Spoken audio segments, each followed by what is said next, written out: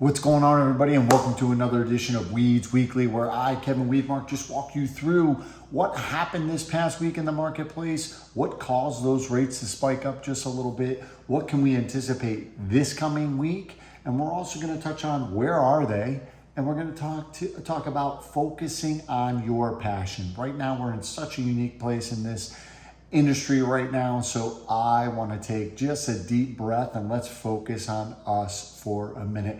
All right, but let's just dive in. What happened this past week? And really, the reality is we had a very late data set last week, but everything came in against us, right? So right now, what we're looking at is, hey, how lucky do we feel? And I'm going to dive into this a little bit with this coming week, but right now, the Treasury at the end of last week closed around 4.1%. We saw today, because I'm coming to you a little bit late today, that we're now looking at 4.2% as far as the 10-year Treasury mark. And honestly, is that a falsehood? Is that kind of the ceiling that I thought was there? And are we just going to blow past that? And the big thing we also learned last week is right now the market's trying to find a ceiling. We also discovered once again that retail sales just blew away its number. Americans love dropping dough on shit.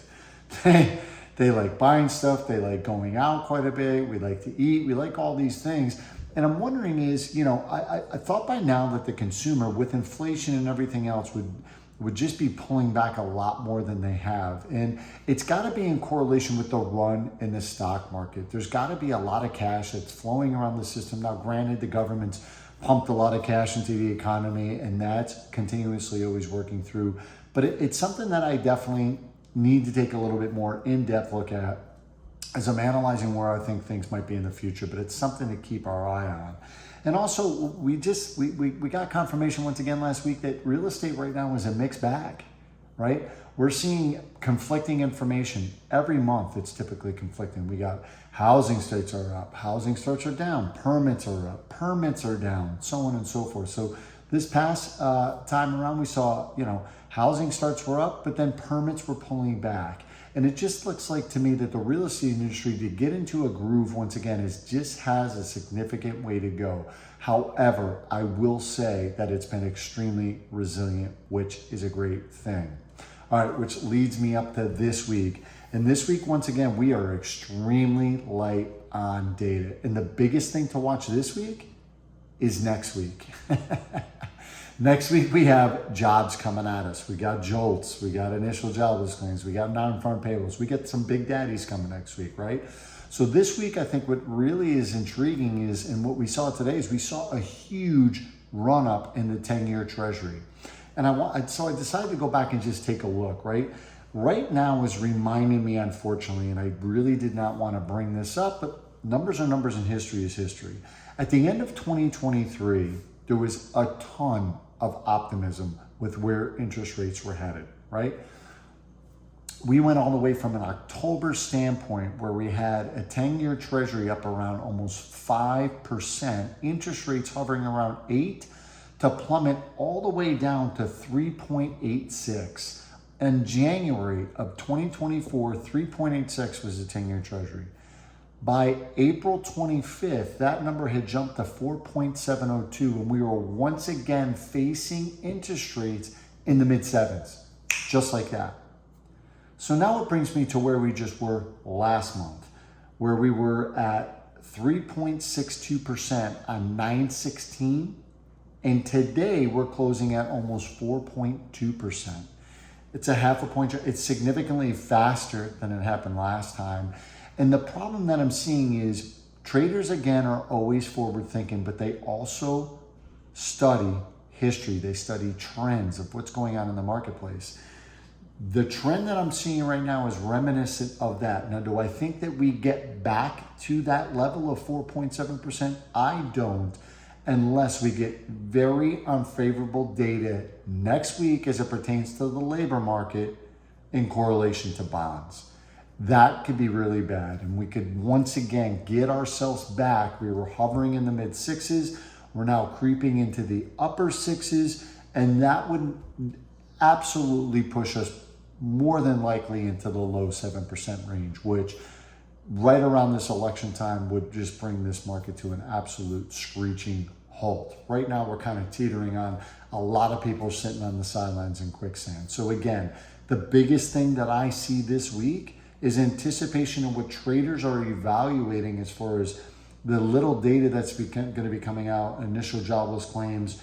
We also have some manufacturing PMI, services PMI, new home sales, durable good orders, things like that. But it's nothing that's a major market mover. So all eyes are going to be on next week and looking at where they misstepped last time. What data sets did they not see that were coming, that were glaring red flashes that push that Treasury up? So that's something to really be looking at this week. All right, so now I'm going to dive into what balance, and I'm going to specifically talk about the Austin market. As a lot of you know, I'm also a real estate broker up in Michigan. And these two markets couldn't be more different than one another. Right now, Michigan is sitting at a 2.9 month inventory, and Austin is at a 5.9 month inventory. And somebody please correct me if I'm wrong. I actually put it in the newsletter. And I don't think that Austin has seen this level of inventory in at least 10 to 15 years. So make no mistake about it, it is a dynamic that we have not seen. Even some of the more seasoned real estate agents haven't seen it. And for the people that just came along within the last 4 or 5 years, they're blown away right now. They've absolutely never seen a market like this. So what I thought would be beneficial is, given that there's no balance, it is clear, and I know that the market says between 5 and 6 months is a balanced market. We here in Austin are in a buyer's market. So where are they? Like, where are our buyers? Yes, I get interest rates are a little bit high, but let's go through the factors really quick. I thought it would be important, as we, again, are always trying to get people off the fence, right? We need to debunk fears, because right now there are amazing opportunities for home buyers to find that perfect home. So number one, stable home prices. And look, I think this is the biggest hurdle that we're seeing out there. And I really think that it's, within the last couple months, it's something hard to overcome.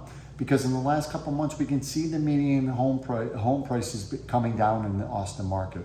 Although we're reading all this national news, we're seeing the exact opposite in the Austin market. So right now, the message is no one can predict what the future is going to be. People always ask me all my opinions. And look, I really study this market, and I like to believe, I've made some really good predictions of where things have been in the last couple of years. But if I knew everything, I'd be sitting next to Warren Buffett. I wouldn't be sitting here. I wouldn't be cutting these videos. I'd be on a yacht somewhere hanging out with him and looking at all my money sitting in these accounts, right? So look, the message is no one can predict exactly where the bottom is. And given the other factors I'm going to go through, that's the reason why it is still a great time to buy right now.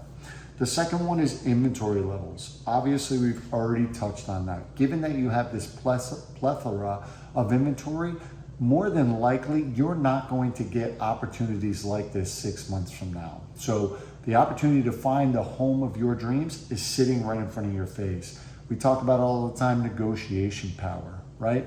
Right now, specifically in the Austin market, you have builders who are willing to do absolutely anything to get somebody into their home, giving money towards closing costs, buying down it. They're doing so much, which puts the pressure on existing homeowners to compete in that space. And given the inventory levels, the ability right now for you as a buyer to go in and say, I want this much in seller concessions, I want to close on this date, I want this, I want that replaced.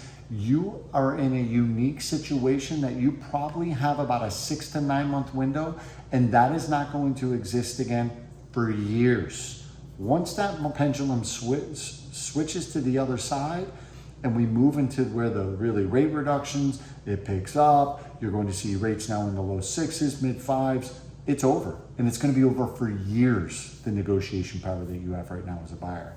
And the last one is you have less competition. Look, make no mistake about it. When times of uncertainty are here, you got higher interest rates. People are uncertain about what's going to happen with the election. So you combine those two factors, it keeps 80% of the people that would like to do something on the sidelines. So your ability to get out there and actually be somebody that's serious, ready to pull the trigger, and can negotiate at all levels right now, you are in such a significant position to find that house. And I think we as real estate agents need to really stress that to our potential buyers that, look, the market right now is in such a unique position that whether you find the house right now to pull the trigger or not, looking, spending the time, doing the homework, it's such a great moment in time to be out there doing it and going against the grain of what everything is basically telling you somewhat to sit on the sidelines. All right, and then lastly, I wanted to dive into us. And I wanted to, the topic is focus on your passion. You know, so often in this industry, you know, when times get tough, it's a signal to double down. So often we as individuals, we get just jammed up in, and I wouldn't say jammed up, but I'll speak to an agent, or I'll even ask my agents, or whatever the case may be, you know, what do you specialize in? What do you like doing? And more often than not, given that the times, a couple years ago, you could breathe on somebody and they were a client. Look, the answer is often, well, you know, I help both buyers and sellers. I help these people. I help those.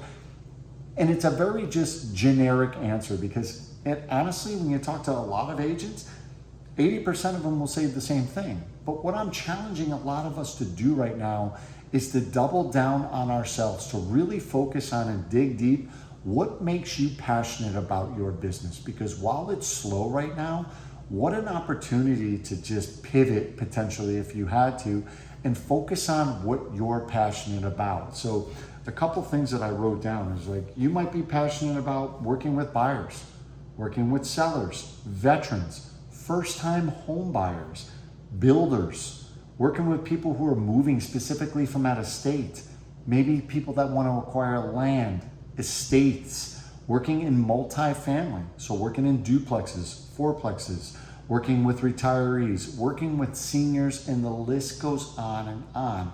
But right now, you could become the authority in that specific space, right? And what it's going to do and what you're going to realize is that when times get slow, you're still going to be busy because you've created such a unique niche that you're always going to be busy. And it's not that you have to turn away that future business that comes to you because it's a referral. Well, this person, you know, I only specifically work with buyers, but this is a seller. You can expand your box. But what I'm challenging a lot of us to do right now is really dig deep, find our passion, because the people that have the passion, it comes across. It comes across in your language, in the way that you speak. It comes across in your body language, and people can pick up on that and they will gravitate towards that, right? You're going to create success by leaning into who you really are and what is your most passionate piece of the real estate industry. All right, y'all, look, not that it's great news. It looks like rates are on the rise. We're going to need to get through this election together. We're going to have to just keep bringing the mantra of the positive things about the industry at the current time, because I am here to tell you that by the end of next year, we'll be 3/4 to a point lower in interest rates. And by the end of 2026, we're going to be anywhere from a point to a point and a half lower than we are right now. We got to get through these hurdles.